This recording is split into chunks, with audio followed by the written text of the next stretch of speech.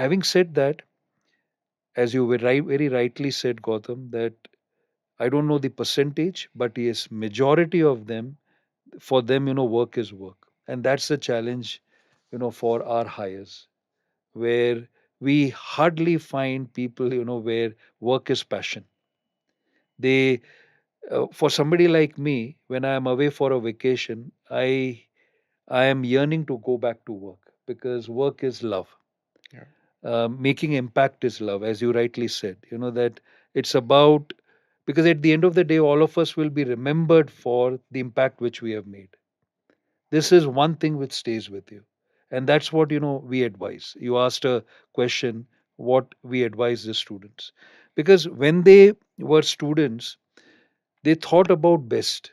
Their parents thought about best. How? Because they wanted to go to VIT, they wanted to go to IIT, a bits.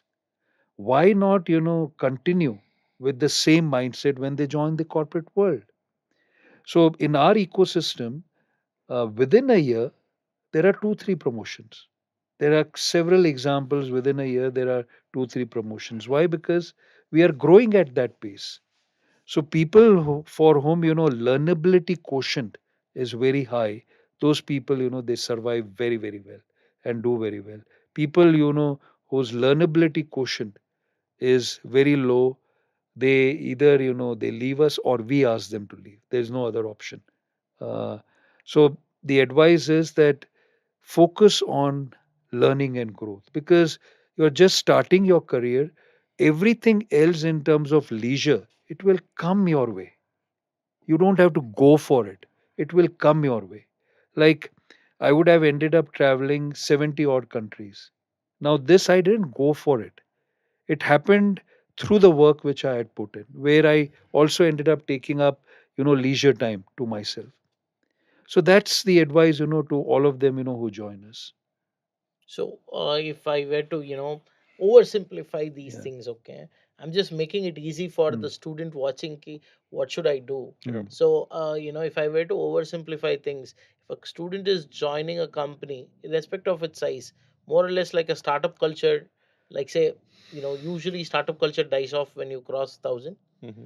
So any company that is less than 1,000, a student should join in a company which is less than 1,000 only if he's willing to roll up his sleeves and work his ass off.